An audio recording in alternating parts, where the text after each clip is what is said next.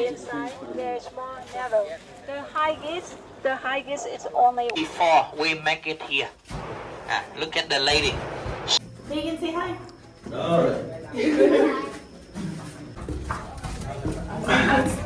Oh no, I can't. हालत बहुत बुरी है, बच्चा तो फिर भी एनर्जेटिक लगा। The one who falling down. When you see on their body, they have free.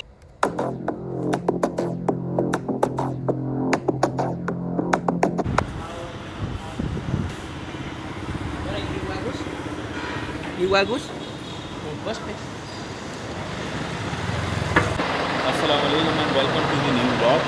तो कल मैंने वॉर म्यूज़ियम देखने के बाद, कल नहीं परसों, क्योंकि कल तो मेरे पास 2 दिन से मेरे पास काम था, तो 2 दिन के बाद मैं अभी रिकॉर्ड कर रहा हूँ।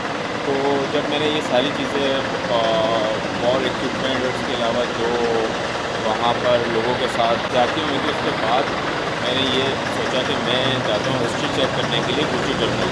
तो आज मैं जा रहा हूँ कोची टनल। मैंने टूर बुक कर लिया था और ये बस है।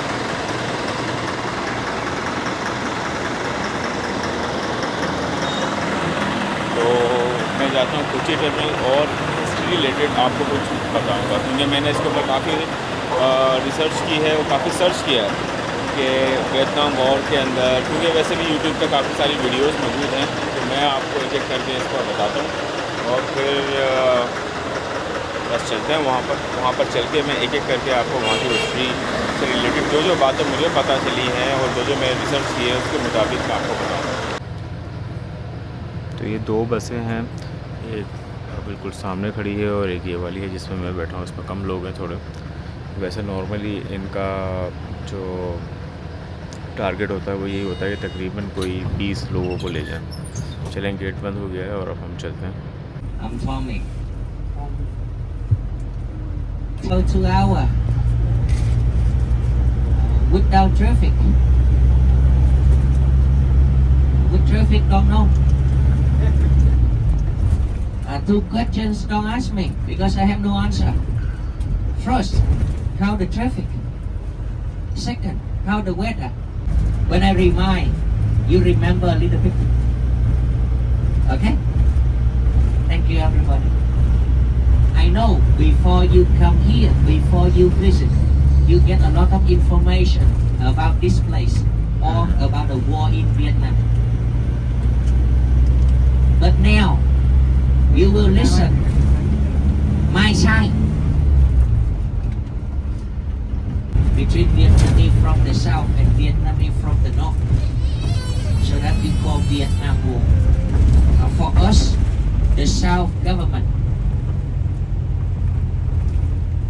he stay in the big building, White Palace, right in the downtown.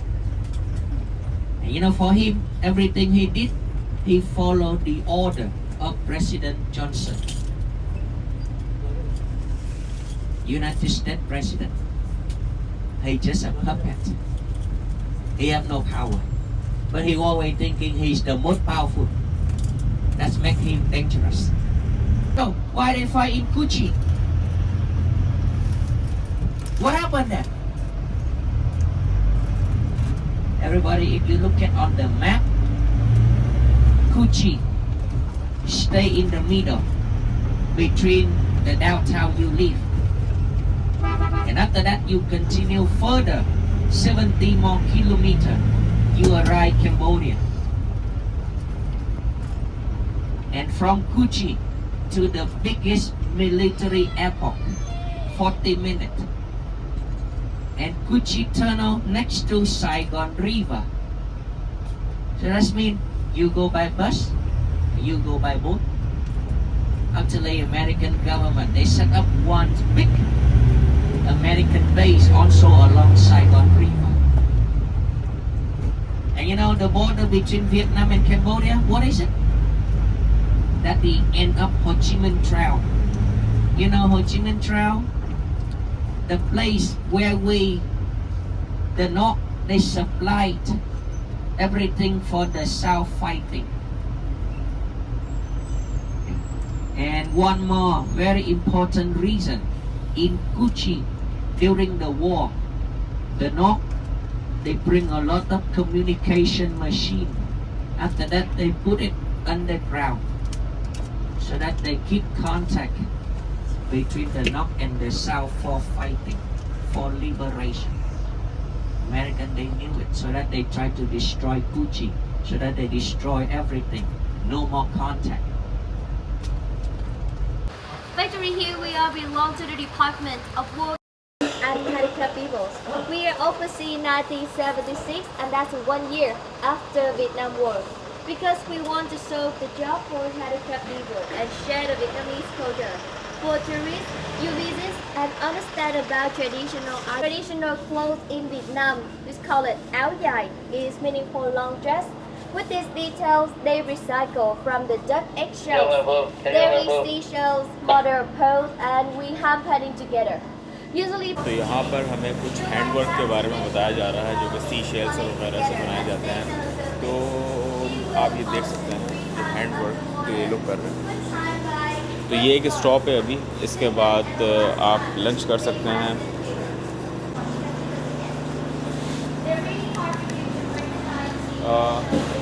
तो मैं आपको ये हिस्ट्री रिलेटेड थोड़ी सी बात अभी बताना चाहता हूँ कि वियतनाम के ऊपर फ्रेंच का कब्ज़ा था 1850 से लेकर तकरीबन 1941 तक।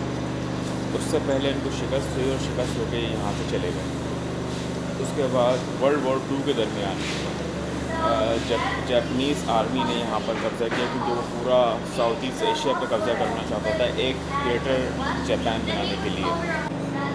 तो जापानीज़ जो ऑक्यूपेशन थी यहाँ वियतनाम पर वो रही 1941 से 1945 पर, जब अमेरिका ने जापान पर हिरोशिमा और नागासाकी पर एटम बम गिराया। तो जापान ने ये जो वियतनाम था ये नॉर्थ पार्ट जो है चाइना के आगे सरेंडर कर दिया और साउथ पार्ट जो है वो इंग्लैंड को दे दिया। चाइना, इंग्लैंड, यूएस ये अलाय थे और इनके मुकाबले में थे जर्मनी, जापान और फ्रांस।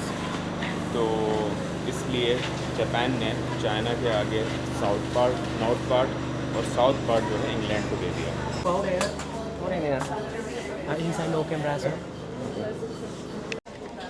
ये छोटी सी पेंटिंग्स आप देखें, ये तकरीबन $50 की हैं और ये 60 और 65, काफ़ी महंगा आर्ट वर्क है भाई।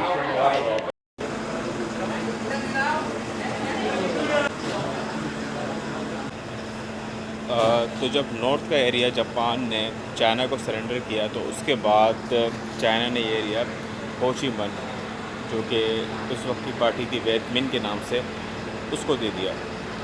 मतलब वियतनाम को ही दे दिया। और जो इनका साउथ का एरिया था वो इंग्लैंड से फ्रांस ने कहा कि इसको पहले हमारा कब्जा था तो ये एरिया आप हमें वापस कर दें।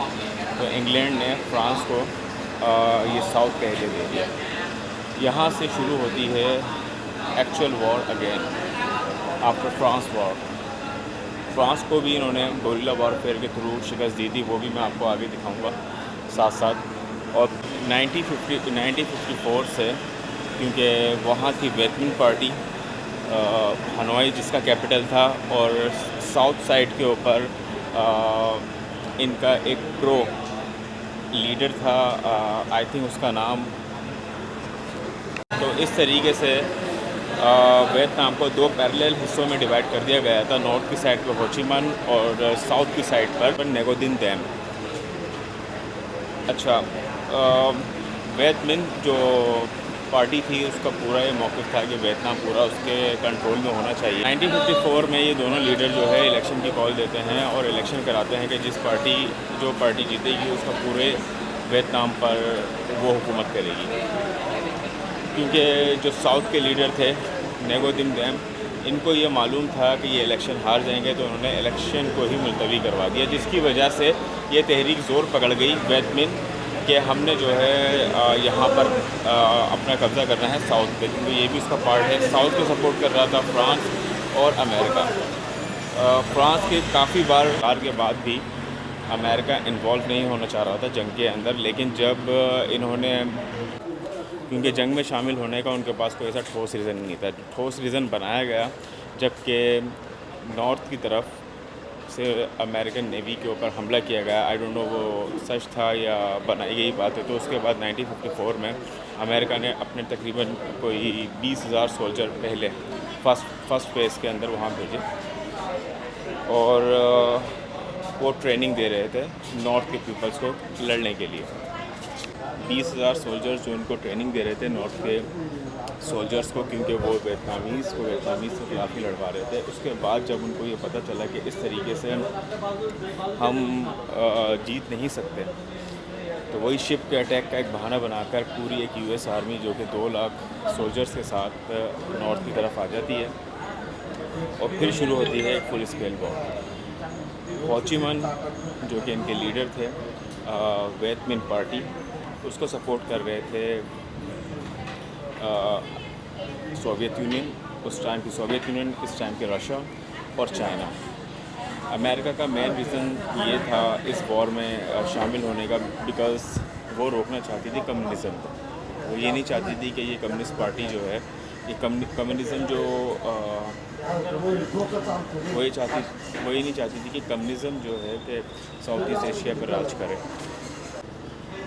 अमेरिका इस कम्युनिज़म के ख़िलाफ़ था जो कि सोवियत यूनियन और चाइना में, क्योंकि कम्युनिज़म की हुकूमत थी और वो सपोर्ट कर रहे थे हो ची मिन्ह को। और अमेरिका ये नहीं चाहता था कि कम्युनिज़म दूसरे ममालिक जैसे कम्बोडिया, थाईलैंड और साउथ ईस्ट एशिया की तरफ फैले, तो इसलिए वो इस जंग में इंक्लूड हुआ। जब जंग शुरू हुई तो जो असला था वो प्रोवाइड करा वियत मिन्ह पार्टी को सोवियत यूनियन और चाइना ने, और नॉर्थ पार्टी को सपोर्ट करा अमेरिका, फ्रांस और दूसरे यूरोपियन ममालिक से। तो इस स्टॉप के बाद अब हम जा रहे हैं अपने नेक्स्ट स्टॉप की तरफ। यहाँ पर जस्ट कुछ सोवेनिर्स वगैरह थे और आर्टवर्क था जो ये हमें दिखाने के लिए लाए थे। कुछ लोगों ने बाय भी किया है, इट डिपेंड्स होती है कि अगर आपने बाय करना है, लेकिन काफ़ी महंगा। उस वक्त के जो अमेरिकन प्रेसिडेंट थे वो थे जॉन एफ कैनेडी। वो इस वॉर के अंदर डायरेक्टली अपनी आर्मी नहीं भेजना चाहते थे, तो वो इस वॉर में शामिल नहीं होना चाहते थे। नेवी पर अटैक हुआ नॉर्थ वियतनाम की तरफ से, जिसे फैक्ट एक्सीडेंट ही बताया जाता है। उसके बाद जो अमेरिकन प्रेसिडेंट थे जो कि अपनी आर्मी वियतनाम में भेजने के ख़िलाफ़ थे, उनको एक्सीडेंटली मार दिया जाता है या उनकी डेथ हो जाती है। तो उसकी भी एक हिस्ट्री है। और उसके बाद जो इनके प्रेसिडेंट बनते हैं वो होते हैं, फिर उसके बाद उनके प्रेसिडेंट आते हैं लिंडन बी जॉनसन, जो कि इस चीज़ के फेवर में थे कि वियतनाम में अपनी आर्मी उतारी जाए, जो कि गल्फ़ ऑफ टोंकिन का जो बहाना बनाकर, या फिर आप ये कह सकते हैं ये एक इशू बनाकर इन्होंने बाकायदा साउथ वियतनाम में अपने 2 लाख सोल्जर्स उतारे, जो कि बाद में बढ़ते बढ़ते 5 लाख हो गए। तो 1964 से लेकर शुरू होती है फुल स्केल वॉर और अमेरिका इसमें बराह रास्त शामिल हो जाता है। नॉर्थ वियतनाम के सोल्जर्स हैं वो गोरिल्ला वॉरफेयर में बड़े माहिर थे, क्योंकि इन्होंने इसी प्लानिंग से अपनी शिकस्त दी थी फ्रांसीसीज़ को, तो वो इसमें काफ़ी माहिर थे। उन्होंने इसी का इस्तेमाल करते हुए ये वॉर लड़ी अमेरिका के ख़िलाफ़, जिसका मैं आपको आगे जाके बताता हूँ। ये हमने टिकट हमें दे दिया गया है, ये हमें टिकट दे दिया गया है, तो अब हम इस टनल के थ्रू जा रहे हैं आगे। Thank you. तो अब हम फाइनली एंटर हो गए हैं कू ची टनल में। इस टनल के थ्रू ये हमारा ग्रुप है, जिसमें कुछ इंडियंस भाई हैं हमारे, और जर्मन, ऑस्ट्रेलियन, इंग्लैंड। तो यहाँ हमें एक वीडियो दिखाई जाएगी वॉर से रिलेटेड। आप लोगों ने आई थिंक ये देखा हुआ होगा। ये है वो अफेक्टेड एरिया। देखें, ये एक इन्होंने मैप बनाया हुआ है कि किस तरीके से इनके पास ये टनल्स थी। सबसे छोटी थी 3 मीटर, उसके बाद 6 मीटर, उसके बाद 8 से 10 मीटर, और जो सबसे छोटी थी, सबसे गहरी जो थी, वो निकल के जाती थी यहाँ समंदर की तरफ, साइगोन रिवर की तरफ। उसमें ये लोग फिर यहाँ से तैर के बाहर निकल जाते थे। take your side and go down. Then I'm gonna to welcome you to the other side. If you make it, see you in Miami. So when they went in, they were like this all the time. Yeah, only scoring. Với cho mẹ thử cho.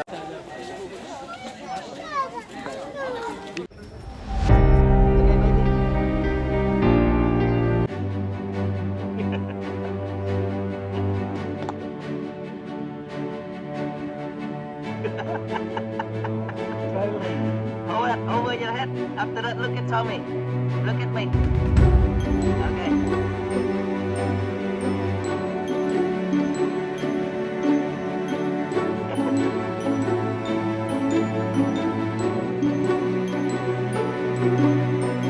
Alright, come. Are you? सो ये जो है fighting area है, हर 30 minute बाद ये लोग अपना fighting area change करते थे। तो ये आते थे यहाँ से, ये इनका फाइटिंग एरिया था जहाँ से फायर वगैरह करते थे, और वापस फिर अभी दिख रहा है वापस इसमें जाके फाइटिंग एरिया अपना चेंज करते थे। तो ये बता रहे हैं रॉकेट और fire is coming, missile is coming, so that's why the reason they are changing their area of fighting. Alright, one more time. Alright, camera ready? Ready Right. Bamboo So, trap. 1, 2, 3. So, everybody, sharp bamboo, and sometimes we put poison on the top of the bamboo. The poison. Yep, it's suffering you. So even you are not the one who falling down. When you see your partner right out there, a lot of sharp bamboo crossing the body, you already find scary, Yeah, right? right. That's what we want. Just scare. Just a rock. Sometimes it's a dirt. Nobody know exactly. Local people, they very good at camouflage because camouflage is the best way for you to survive. तो mainly ये लोग bamboo trees ही इस्तेमाल करते थे अपनी चीज़ों को यहाँ से वहाँ ले जाने के लिए, और इसके Toxic अलावा gas, grenade, smoke. जो जाल बनाए हुए थे बैम्बोस के, जो हमने आगे देखे, वो भी उसी से बने हुए थे। बैम्बोस ट्री से उसके ऊपर पॉइजन लगाते थे। Here we modify for tourists. Okay.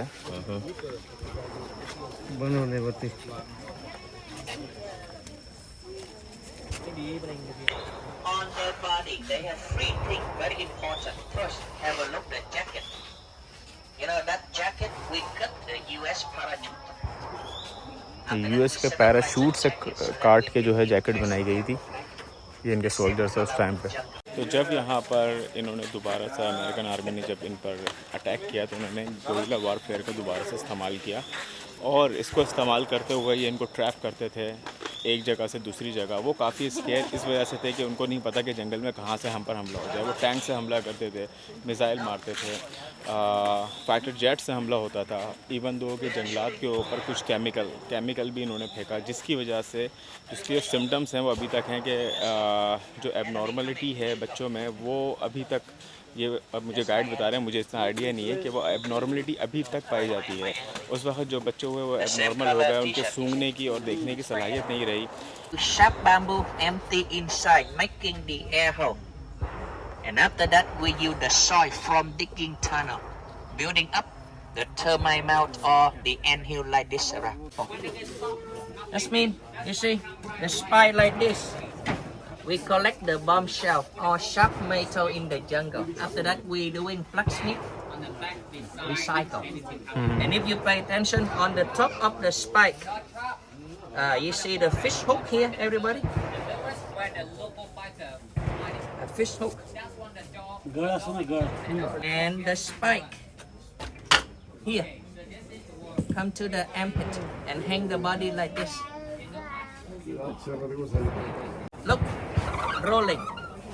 And when this one rolling, it track your body down slowly. Just like you do full body massage. Your body down. But we set up look like window, so we call window trap. Okay, also track your body down, everybody. If you toe, the trap hit your chest. Right side, left side, same, because this trap spinning around. Okay? This side. So, who want to stop having baby? You stand right here.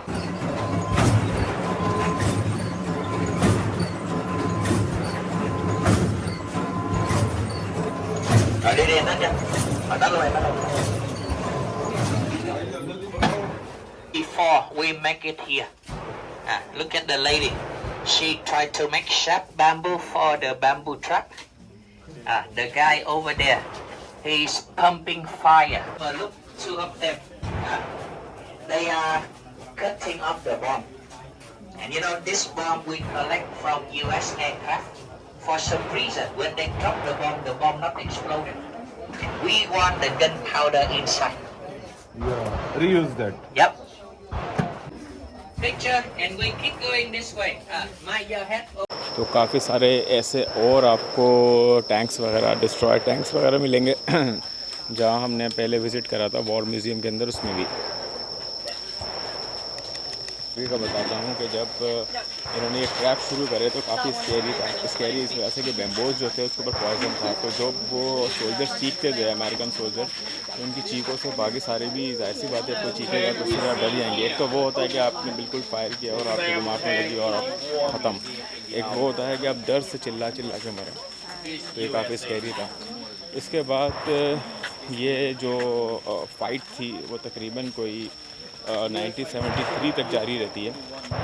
जो उस वक्त के उसके बाद जो America के सदर थे उनका ये मोटिव था कि मैं वियतनाम वॉर ख़त्म करवा दूंगा। इसमें अमेरिका में भी काफ़ी सारे प्रोटेस्ट होना शुरू हो गए, क्योंकि पहले अगर आप वॉर कर रहे हो तो उसका कोई एक मकसद होता है। अब यहाँ पर सिर्फ कम्युनिज़म को ख़त्म करना मकसद था, तो ख़ुद प्रोटेस्ट यूएस में काफ़ी होने लग गए उसके ख़िलाफ़। इसमें हज़ारों की तादाद में लोग सड़कों पर आना शुरू हो गए।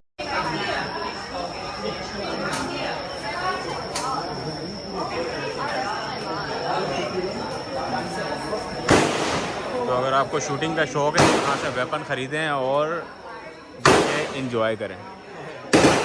पर वेपन बोल रहा हूँ, पर बुलेट क्या कॉस्ट है चेक करते हैं। वहाँ एक एक्टिविटी चल रही है और मैं ये सब खरीदने से बेहतर है कि आप खाना ख़रीदें। तो मैंने अपने लिए खाना खरीदा है, बुलेट चूज़ नहीं करी। उसके बाद जो इनके न्यू प्राइम मिनिस्टर थे यूएस के, रिचर्ड निक्सन, तो इन्होंने एक तहरीक शुरू करी कि मैं वियतनाम से अपने सोल्जर को वापस बुलाऊंगा। उसका नाम था वियतनामाइजेशन। तो उसके तहत वो वोट लेकर जीत गए और बिल आखिर 1973 में ये वॉर ख़त्म हुई और यूएस ने अपनी आर्मी जो है वहाँ से वियतनाम से वापस बुला ली, जो कि साउथ में थी, हो ची मिन से। तो इससे ये पता चला कि बेहतर प्लानिंग और पुरअज़म रहना आपको किसी भी जंग में फ़तह याब कर सकता है।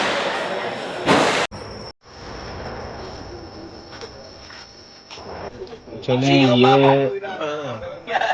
ये एक्सपीरियंस करते हैं कि इस टनल के अंदर जाते हैं।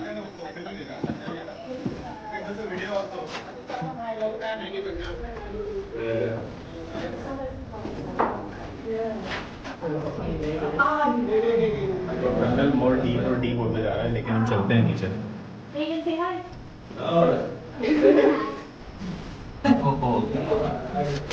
ये तो देखिए डीप से डीप होता जा रहा है।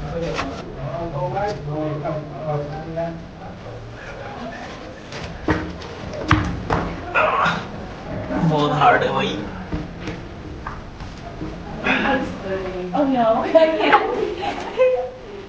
लेकिन ये अंदर से ठंडा भी है। हाय, Is this the way out?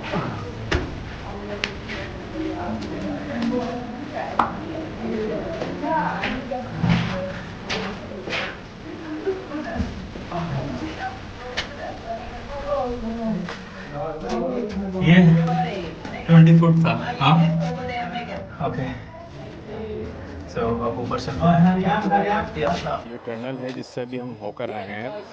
Guide बता रहे हैं कि ये टनल जो है बड़ा किया गया है टूरिस्ट के लिए। अब सोचें इससे भी कम इसकी हाइट थी और लेंथ भी इससे की कम थी। ओ माय गॉड, अगर आप सिर्फ सोचें तो किस तरीके से लोगों ने यहाँ सर्वाइव किया होगा, किस तरीके से अपनी जानें बचाई होंगी और किस तरीके से ये गोरिल्ला वारफेयर इन्होंने इनके साथ लड़ी होगी। इमेजिन करें। ट्रीज़ ऐसा लग रहे हैं जैसे कोबरा। तो ये देखें, ये इन्होंने रखा है, वो लोग ये खाते थे। ये वैसा है जैसे हमारे यहाँ शकरकंदी कुछ टाइप का, पोटैटो। और ये इसमें आई थिंक ये कोई मसाला है, देखते हैं। वैसे ही है जैसे शकरकंदी।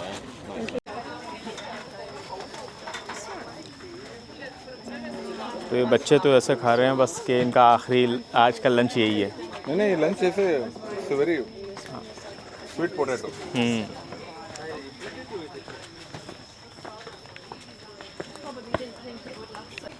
तो होपफुली ये वीडियो आपको यहाँ पर पसंद आई होगी और ये था इसका एंडिंग पॉइंट। अब एंडिंग पॉइंट से हम जा रहे हैं दोबारा होटल की तरफ। I think it's take around 2 hours और 2.5 आवर्स। तो इस वीडियो को रखते हैं यहीं तक क्योंकि आई थिंक ये काफ़ी लंबी हो चुकी होगी। काफ़ी सारी चीज़ें मैंने इसमें ऐड करी थी, काफ़ी थोड़ी बहुत हिस्ट्री जो मुझे समझ में आई मैंने बता दी। तो कोई गलती हुई हो तो माज़रत। और अब मैं कोशिश करूँगा मज़ीद इस तरीके की इंटरेस्टिंग वीडियोस बनाने की। तो इस वीडियो को रखते हैं यहीं तक। अब मिलते हैं आपसे नेक्स्ट वीडियो में।